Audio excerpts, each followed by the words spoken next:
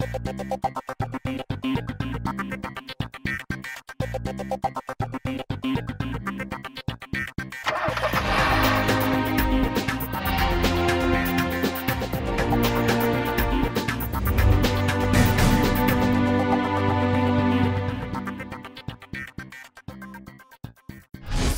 and welcome to the Car and Bike Show. I am Amer Naik and it's been a fantastic start to 2021, I have to say, because in the first 2 weeks itself a lot of cars have been revealed and also launched. So we can't wait for the next half of this entire month, to kind of unravel what's left in line. That's exactly where this car that we drove comes in, because it's going to be launched very soon. In fact, I'll tell you, it's the BMW 3 Series, but a longer version and a more spacious one. That is why BMW calls it the 3 Series Gran Limousine. And Shams had a chance to drive it and basically try and understand, is it spacious enough?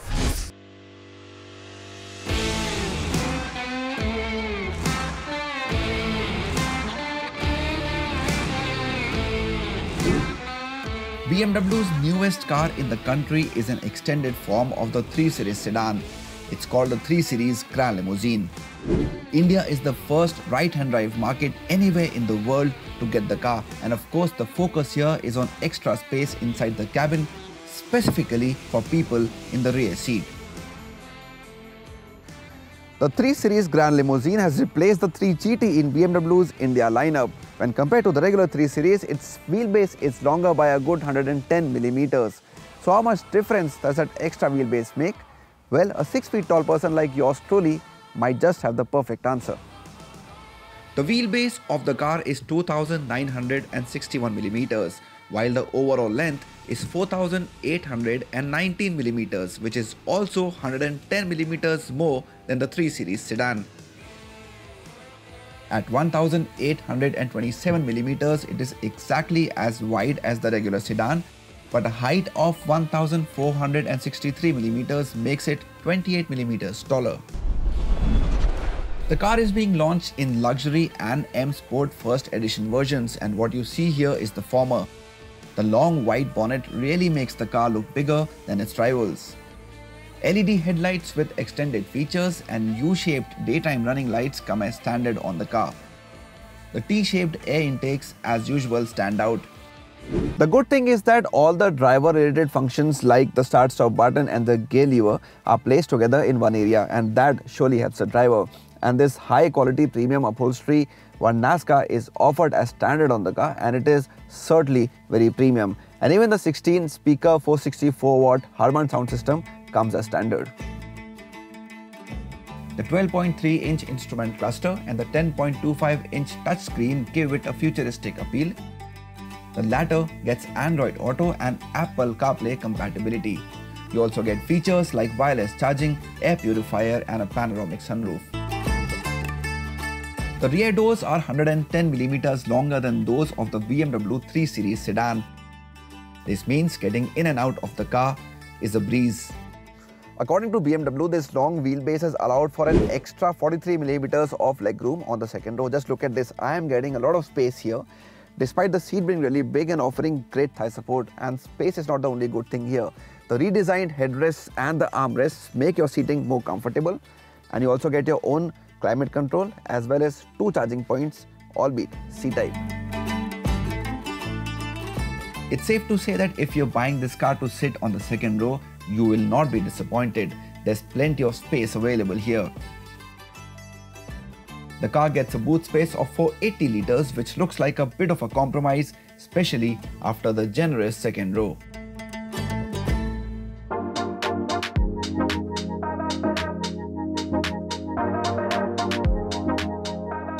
Engine options remain the same as seen on the 3 Series, and the Gran Limousine gets both petrol and diesel drivetrains. While the luxury variant gets both petrol and diesel engine options, and I got to drive the latter, the M Sport only gets a petrol trim. Both are 2-litre twin-turbo 4-cylinder motors, but at 254 brake horsepower, petrol is more powerful, while this diesel makes around 187 bhp. The torque figure remains exactly the same for both these engines, which is 400 Newton meters. But the big difference is that on petrol, it kicks in much earlier at 1550 RPM and stays still much later, which is 4400 RPM.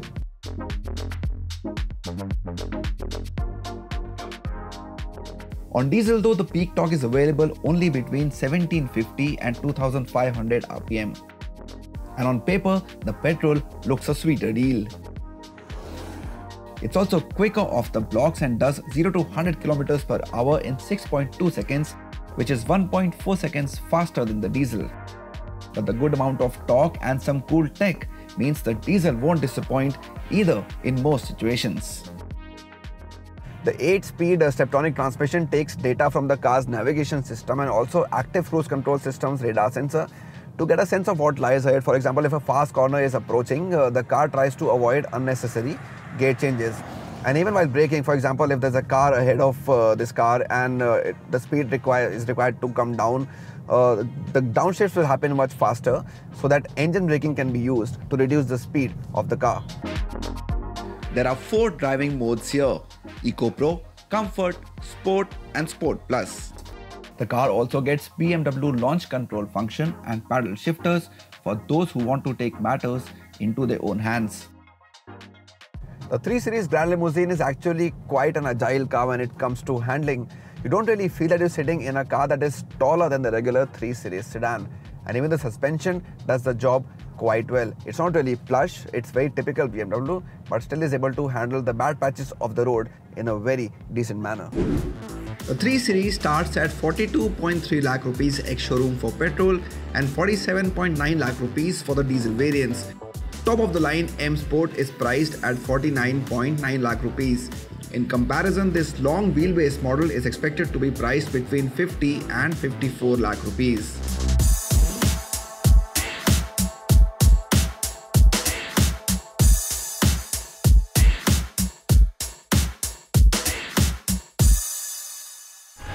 Now, a lot of you might be wondering, what's the Honda City doing here? Well, we've brought you the nominees for the Viewer's Choice category for a long time now. And obviously, the Honda City is one of them. It is the nominee in the Viewer's Choice Car of the Year award. If you want to cast your vote, do log on to www.carandbike.com/awards. But we take a look at the nominees in this year's biggest battle royale. Take a look.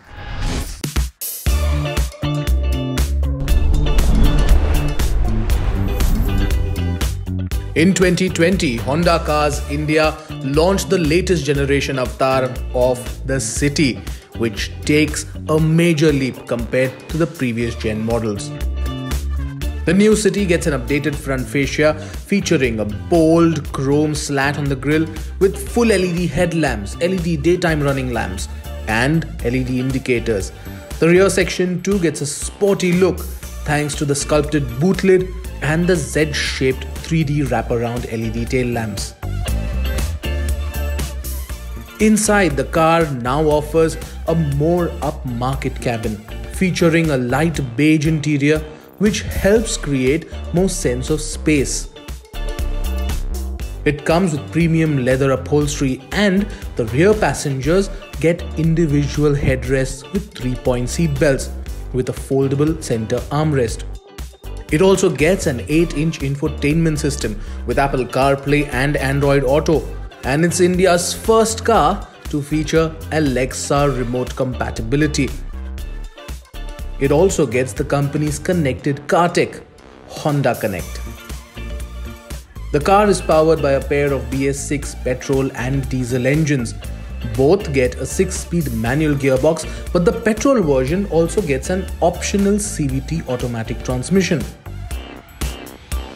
The new Honda City has again set benchmarks in the compact sedan segment and thus makes its way into the 2021 Car and Bike Viewer's Choice category.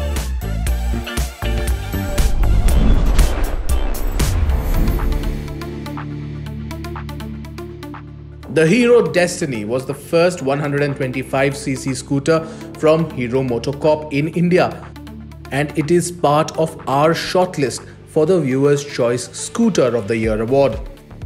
In terms of design, it gets classic scooter styling, which was given an update when Hero launched the BS6 compliant version of the scooter.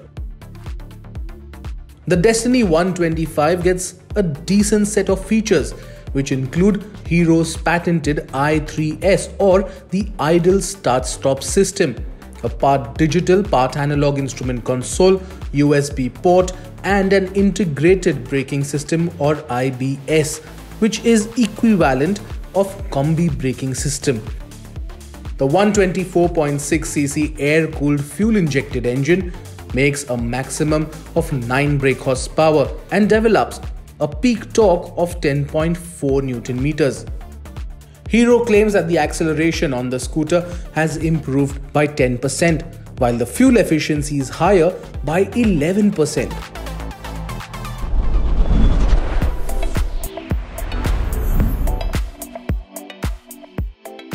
Smart virtual assistants have been around since 2011, but now there is a new breed of smart voice assistant, one that's been born inside the cabin of the car, with one sole aim: to make your life inside the cabin more convenient.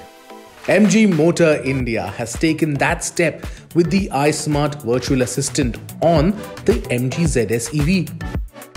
The ZS EV has been blessed with the same iSmart voice assistant which has been seen before on the Hector. It leverages the natural language processing technology pioneered by Nuance Communications, which is basically the cream of the crop. This means the voice assistant isn't just capable of doing a lot of things, but also can understand the Indian dialect pretty well. This is the same grade of technology that's seen on smartphones. One of the highlights in the cars from MG Motor India is the big iPad-like in-dash infotainment system display. But a lot of people don't like a lot of car controls being pipped through the touch panel. For this, the iSmart voice assistant comes in handy because it just does rudimentary things, but it can provide granular control over the car's controls. For instance, it can help find your favorite playlist using an app which is integrated into the interface of the vehicle. I can keep going about what the iSmart voice assistant can do, but it is best experienced. Overall, there are 90 features done via voice. While many premium vehicles from brands like Mercedes-Benz and BMW have been known to provide voice controls via virtual assistants, the fact that this premium feature comes to a car from a more affordable price bracket makes it an admirable attempt.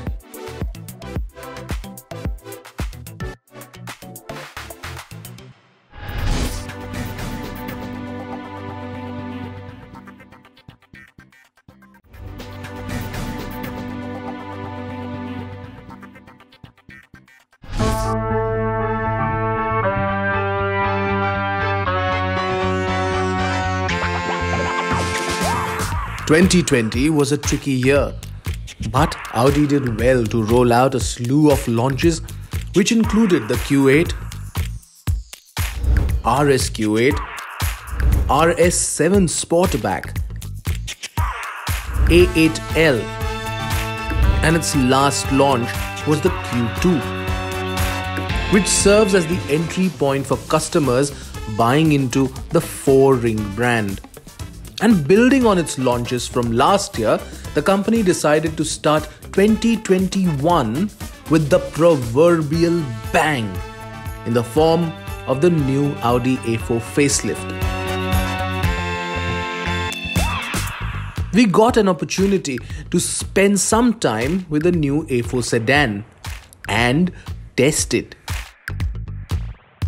The new Audi A4 finally makes a comeback into the Indian market. But Audi has already begun manufacturing the car at its plant in Aurangabad, and we have the car with us today. So let's dive right in and begin.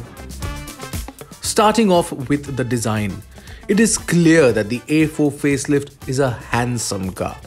The front end is completely revised with a newly designed bumper that looks sexier, and the signature single frame grille becomes wider, offering an aggressive look. The LED headlights too are completely new, and the LED daytime running lights get a new pattern, differentiating it from the previous model.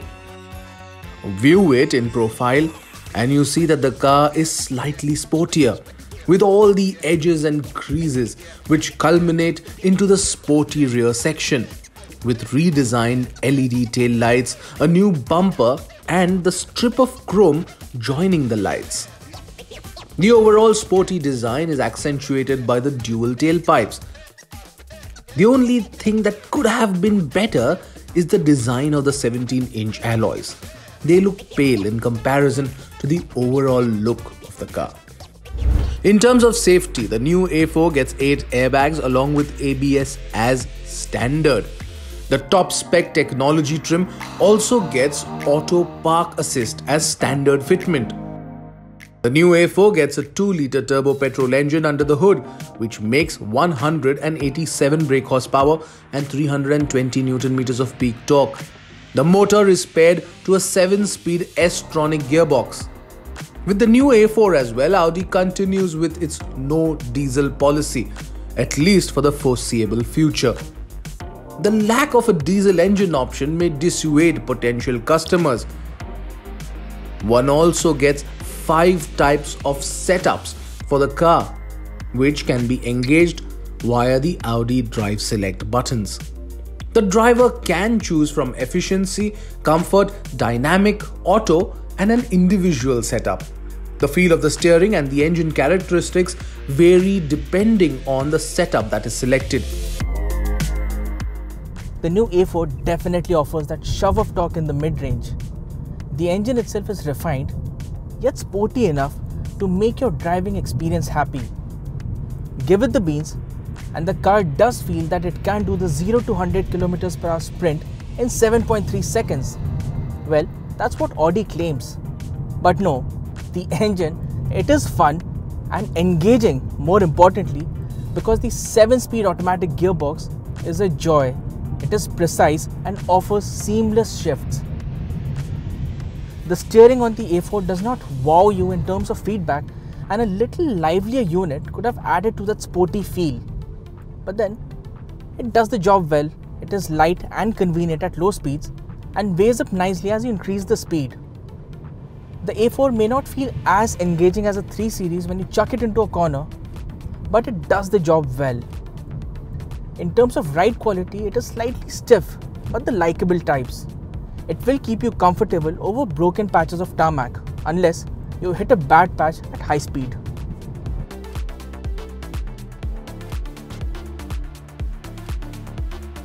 The A4 will go up against its German counterparts in the form of the Mercedes-Benz C-Class and the BMW 3 Series. Plus, the Volvo S60 will be launched in March 2021 as well. And that will be a good contender too. The new Audi A4 does look good, and with the equipment on offer, it can do a number on the Volvo S60.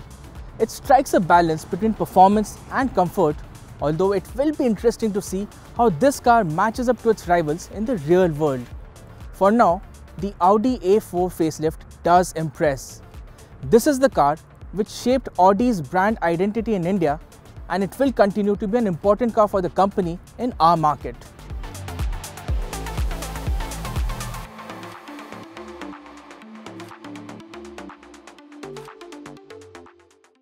That's a wrap on the show. Thank you so much for watching, and of course, if you want to react to it, do let us know on Twitter at carandbike, and of course subscribe to our YouTube channel Carandbike, where we give you the latest reviews and exciting reviews as well.